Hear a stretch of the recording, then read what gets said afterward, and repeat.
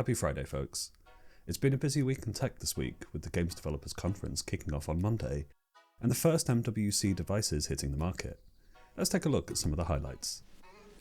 Samsung released their new Galaxy S26 Ultra on Tuesday, with reviewers finally getting hands-on with their new privacy display. This tech prevents people who are stood at greater than roughly 45 degrees from the phone from seeing what's on the display, with them only able to see a black screen. This does come at some sacrifice to glare rejection, contrast and colours, but there are plenty of reviews available now for you to check out. Valve gave an update on that upcoming hardware at GDC this week, stating that the Steam Machine, frame and controller are all still on track for a 2026 release.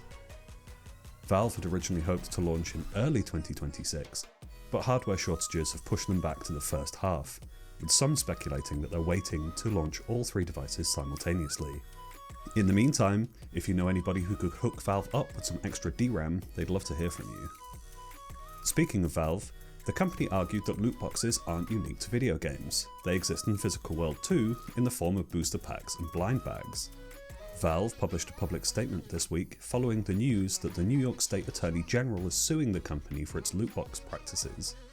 The suit alleges that Valve is violating the state's gambling laws, which would require, among other things, that the contents of loot boxes be non-transferable.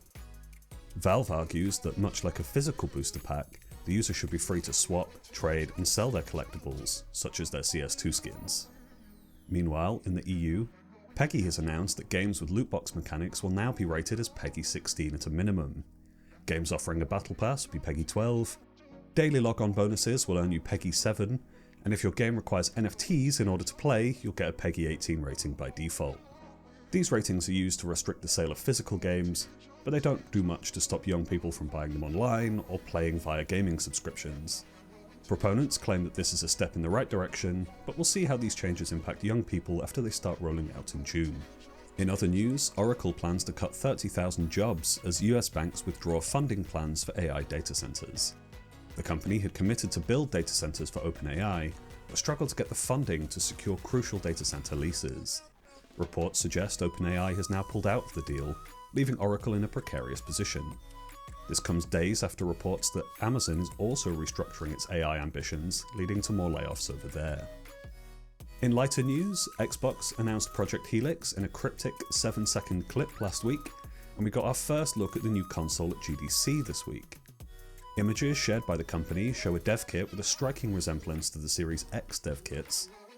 Announcements were fairly technical, but key highlights include the new device will run both PC and Xbox games, will feature a new version of AMD's FSR, and that the first wave of devices will reach developers early next year. In the meantime, Windows 11 PCs will start receiving Xbox mode starting next month, bringing the experience many players have already had with Xbox handhelds to the desktop. YouTube is planning to make its ads harder to avoid, with unskippable 30-second ads on the YouTube TV app. YouTube has replaced the traditional TV experience for many younger folks, so Google is hoping to bring back some of that ad break legacy from years gone by.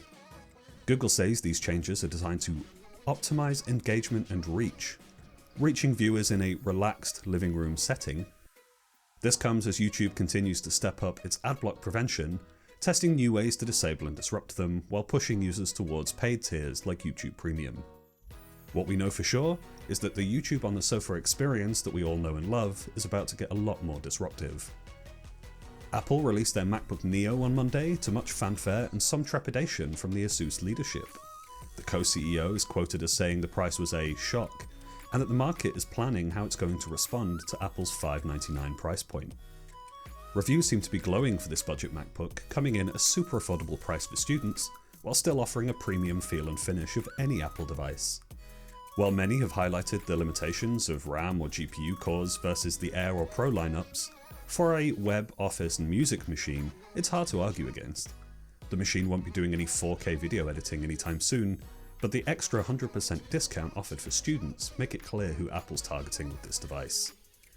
Speaking of the fruit company, Apple dropped some hints this week about their upcoming 50th anniversary on April the 1st, so hopefully we'll find out what they have up their sleeves in the coming weeks.